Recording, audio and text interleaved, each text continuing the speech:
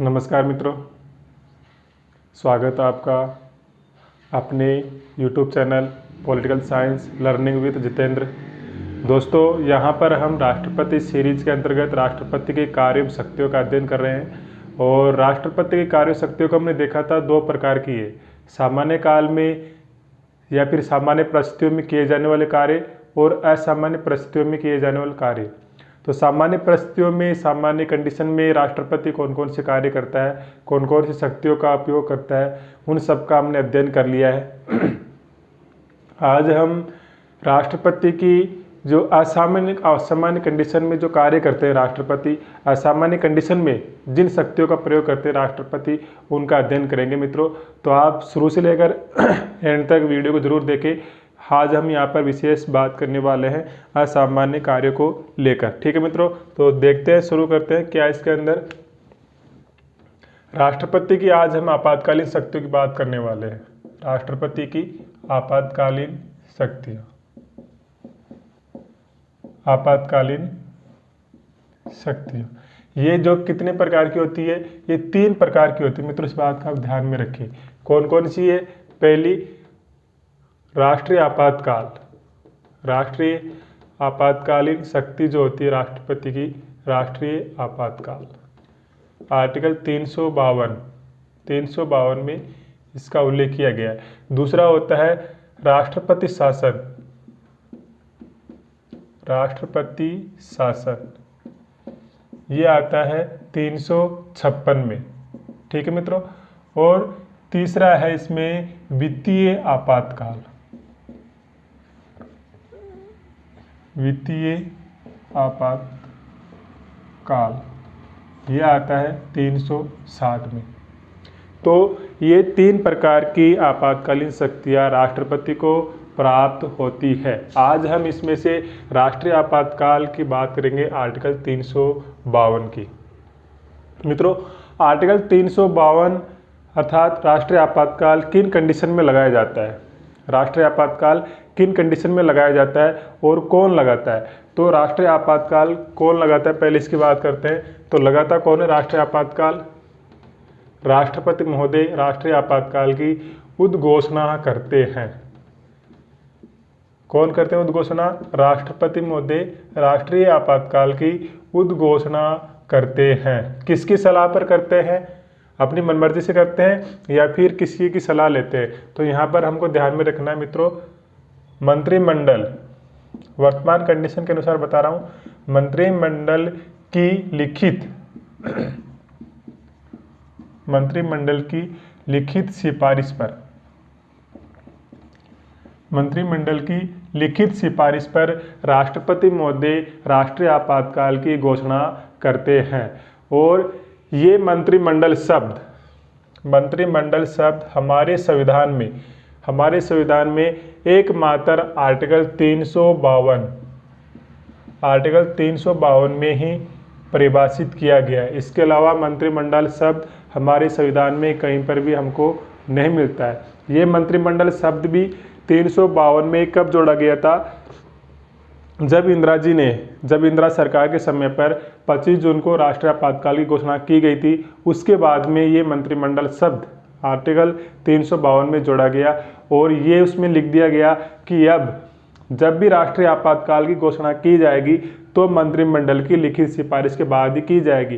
क्योंकि इंदिरा गांधी ने जब आपातकाल लागू किया था 25 जून 1975 को रात्रि को 12 बजे, उस समय पर इंदिरा गांधी ने अपनी मंत्रिपरिषद से किसी प्रकार की कोई सलाह नहीं ली थी। सिर्फ राष्ट्रपति को आदेश करके उन्होंने आपातकाल लागू करवा दिया था। उसके बाद में ये सब जोड़ दिया गया कि अब जब कभी भी आपातकाल लागू किया जाएगा तो मंत्रिमंडल की लिखित सिफारिश लेनी होगी।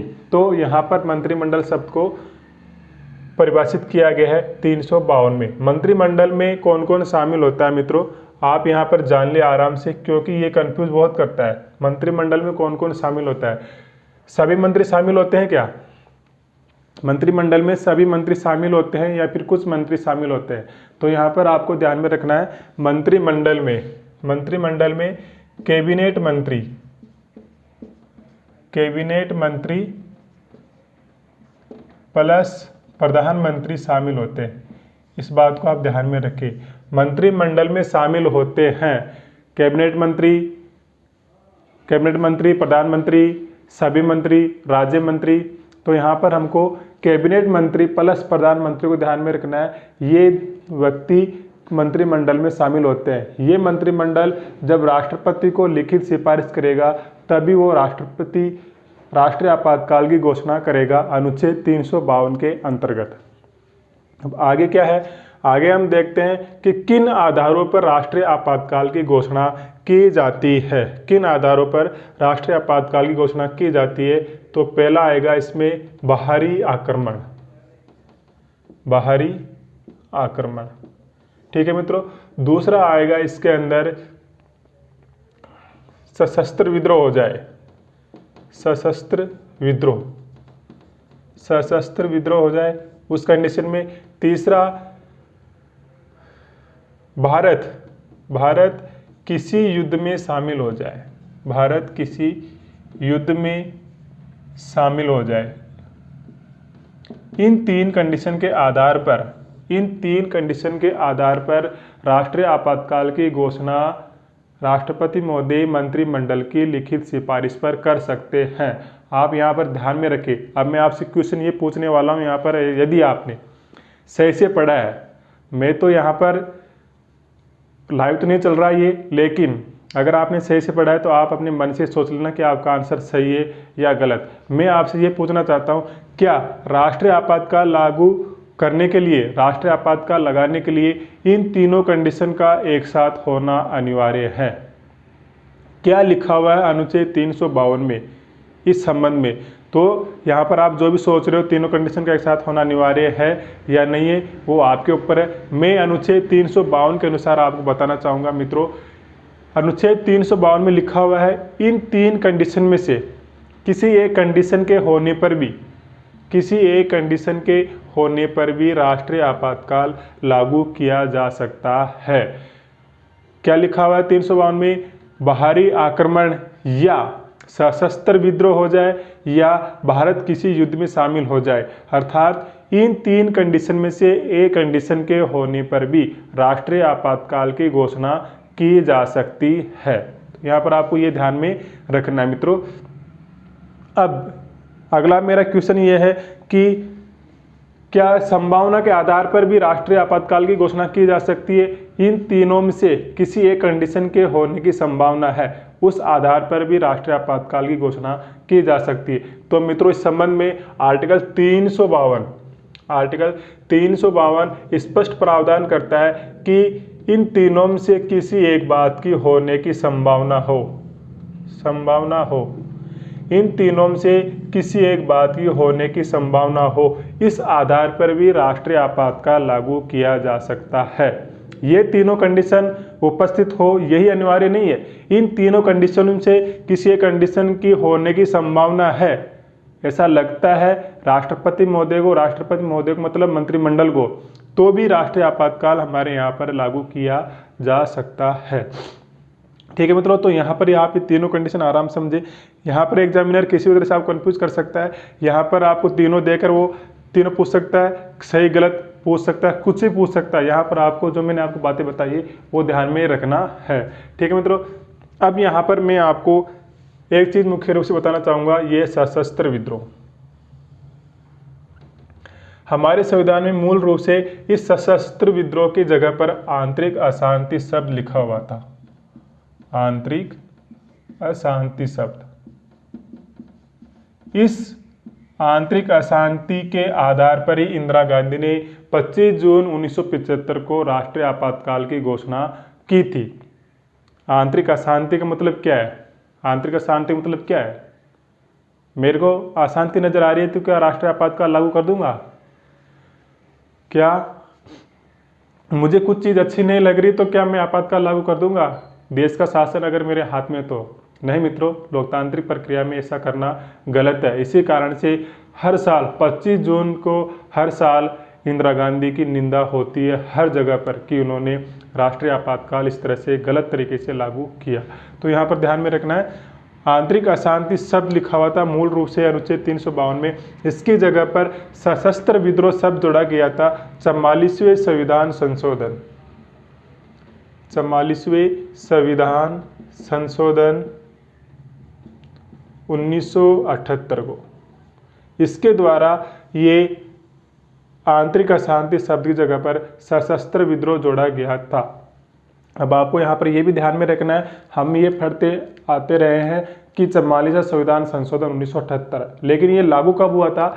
तो ये 44वां संविधान संशोधन लागू हुआ था अप्रैल 1979 में, 1979 में। ये आपको ध्यान में रखना है, ठीक है मित्रों। तो संभावना के आधार पर भी राष्ट्रीय आपातकाल लागू किया जा सकता है। अब आपातकाल लागू कर दिया, अब आपातकाल लागू होने के बाद में क्या होगा, इसकी कंडीशन क्या होगी, समय क्या होगा, उसकी बात करते हैं।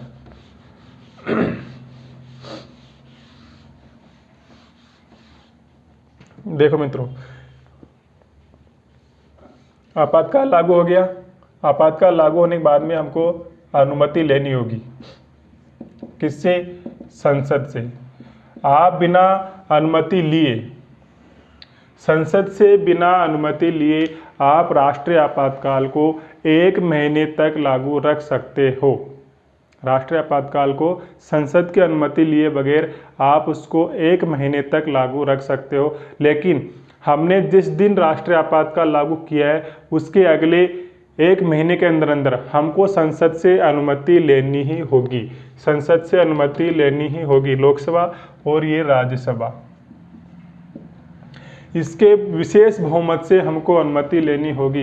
विशेष बहुमत का मतलब क्या होता है मित्रों, यहाँ पर मैं आपको बताना चाहूँ। विशेष बहुमत पहले आप देखते हैं। लोकसभा में वर्तमान में कितनी मेंबर है? 543 और राज्यसभा में 245। विशेष बहुमत का मतलब है सदन की कुल सदस्य संख्या का बहुमत, सदन की कुल सदस्य संख्या का बहुमत। तो इसका बहुमत कितना होगा? 272। विशेष बहुमत का मीनिंग है सदन की कुल सदस्य संख्या का बहुमत। तो 543 का हो गया 272 और उसके आगे है उपस्थित एवं मतदान करने वाले सदस्यों का 2/3 बहुमत। उपस्थित एवं मतदान करने वाले सदस्यों का 2/3 बहुमत, ये विशेष बहुमत का मीनिंग होता है। यहाँ पर 2/3 का मतलब क्या होगा? जैसे 272 है, जिस दिन लोकसभा में चर्चा होनी है राष्ट्रीय आपातकाल को लेकर, उस समय पर यदि 540 मेंबर है उपस्थित और 540 मेंबर वोट करने वाले हैं तो हमको 540 का 2/3 बहुमत निकालना होगा। कितना आता है मित्रों? तो यहाँ पर देखते हैं 3 2 3 8 180 180 360 360 540 का 2/3 360 543 कुल मेंबर है, उसका हमको बहुमत चाहिए 272 का। और 540 जिस दिन चर्चा हो रही है, जिस दिन वोटिंग होनी है, उस समय पर 540 मेंबर उपस्थित है और ये मेंबर मत करने वाले हैं, तो इनका 2/3 होगा 360। तो यहाँ पर हमको ध्यान में रखना है कि 272 से तो कम नहीं होना चाहिए, हर हाल में हमको 272 का तो आंकड़ा चाहिए ही चाहिए, इससे कम तो नहीं होना चाहिए। और 360 तक का भी हो, 360 तक का भी हो। विशेष बहुमत का मीनिंग यही होता है सदन की कुल सदस्य संख्या का बहुमत तथा उपस्थित एवं मतदान करने वाले सदस्यों का 2/3 बहुमत। तो लोकसभा में वो इस बहुमत से पारित होगा। यदि 360 नहीं बन पा रहे, कम है उपस्थित करने वाले, तो चल जाएगा, लेकिन 272 से कम नहीं होना चाहिए। ऐसे ही राज्यसभा में होगा मित्रों। राज्यसभा में कितना है? 245। 245 का आधा कितना होता है? 12 123 के करीब होता है, ठीक है मित्रों। और ये तो हो गया इसका बहुमत। और इसका मान लो 140 मेंबर ही प्रेजेंट में है, तो इसका 2/3 कितना होगा? 3 चौक 12 2 3 से 18 और 6 भी 2 ना 52, कम से कम 53। अब यहाँ पर कम आ गया, 140 ही उपस्थित है, 140 ही वोट करने वाले हैं और 53 ही आ रहा है 2/3 बहुमत। तो ये 53 नहीं चलेगा, 123 का कम से कम हमको बहुमत चाहिए। उस प्रस्ताव को पारित करने के लिए 123 का वोट हमको चाहिए, 123 सदस्यों का समर्थन हमको चाहिए, तब पारित होगा। 53 से नहीं होगा, कम से कम 123 तो होना चाहिए। 2/3 का आंकड़ा जितना भी हो वो ज़्यादा भी जा सकता है, लेकिन 123 से कम नहीं होगा, बहुमत से कम नहीं होगा। इस बात को आपको ध्यान में यहाँ पर रखना है। तो विशेष बहुमत का मीनिंग ये होगा। अब संसद के में हमने रख दिया है, और संसद ने यदि संसद ने हमको अनुमति दे दी है राष्ट्रीय आपातकाल लागू रखने की, तो उसको हम 6 महीने तक रख सकते हैं। 6 महीने तक संसद से अनुमति मिल गई, उसके बाद में 6 महीने तक राष्ट्रीय आपातकाल लागू रह सकता है। ठीक है मित्रों। अब यदि हमको 6 महीने पूरे हो गए, फिर से यदि हमको राष्ट्रीय आपातकाल को लागू रखना है, तो हमको फिर से संसद में इसी तरीके से अनुमति लेनी होगी। अर्थात मैं यहाँ पर यह कहना चाह रहा हूँ कि राष्ट्रीय आपातकाल की कोई अधिकतम अवधि नहीं होती है। अधिकतम अवधि नहीं होती है। राष्ट्रीय आपातकाल कितने समय तक लागू रहेगा, इस बात का कोई प्रावधान हमारे संविधान के अंदर नहीं किया गया है। आप इस बात को ध्यान में रखें। अधिकतम अवधि अगर पूछा जाता है एग्जाम में कहीं पर भी, तो आप अधिकतम अवधि नहीं लिख सकते कहीं पर भी। अधिकतम अवधि का कोई प्रावधान नहीं है। हर 6 माह के अंदर राष्ट्रीय आपातकाल को संसद से अनुमति लेकर आप हर 6 माह के अंदर कितने समय के लिए भी लागू रख सकते हो। ठीक है मित्रों। अब यहाँ पर एक बात और समझना है आपको। जैसे आज हमने राष्ट्रीय आपातकाल लागू कर दिया, लोकसभा भी अपने अस्तित्व में है और राज्यसभा तो रहती है। आज हमने आपातकाल लागू कर दिया। आज आपातकाल लागू करने के बाद में हमको 1 महीने बाद में संसद से अनुमति लेनी है, और आपातकाल लागू करने के 10 दिन बाद में ही लोकसभा का विघटन हो जाता है, लोकसभा भंग हो जाती है। तो ऐसी कंडीशन में हम किससे अनुमति लेंगे बताओ? ऐसी कंडीशन में हम किससे अनुमति लेंगे? ऐसी कंडीशन में मित्रों हम सिर्फ राज्यसभा से अनुमति लेंगे। अगर लोकसभा अस्तित्व में नहीं है तो हमको हर हाल में अनुमति तो लेनी ही पड़ेगी संसद से। अगर लोकसभा नहीं है तो हम राज्यसभा से अनुमति ले लेंगे, और राज्यसभा उसको अगर अगले 6 महीने के लिए बढ़ा देती है प्रस्ताव पारित करके, तो वो अगले 6 महीने के लिए लागू हो जाएगा। लेकिन इसी बीच में, इस 6 महीने के बीच में जो 6 महीने के हमको परमिशन मिल चुकी है राष्ट्रीय आपातकाल को लागू रखने की, और इसी 6 महीने के बीच में लोकसभा का चुनाव हो जाता है, लोकसभा का गठन हो जाता है, तो वो लोकसभा की जो प्रथम बैठक होगी उसमें हमको उस राष्ट्रीय आपातकाल संबंधी प्रस्ताव को रखना होगा। उस राष्ट्रीय आपातकाल संबंधी प्रस्ताव को हमको लोकसभा में रखना होगा, और लोकसभा से अनुमति लेनी होगी।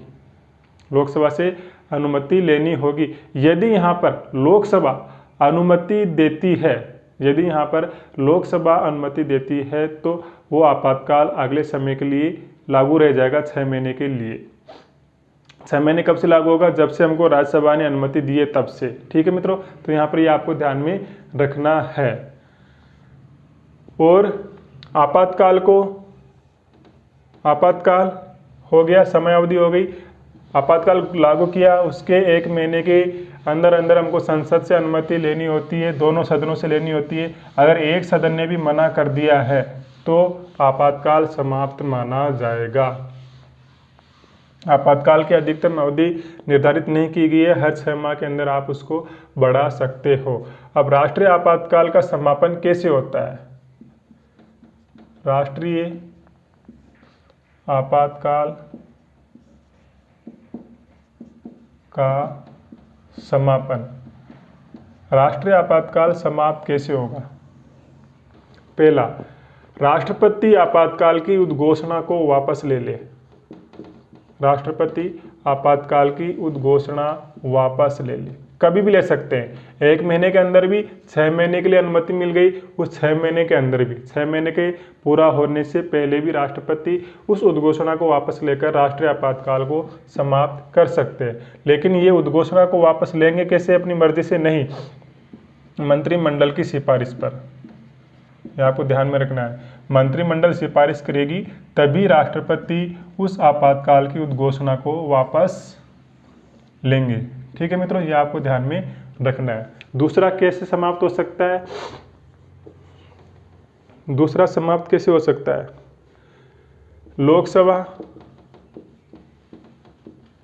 लोकसभा की पहल पर। लोकसभा की पहल पर कैसे?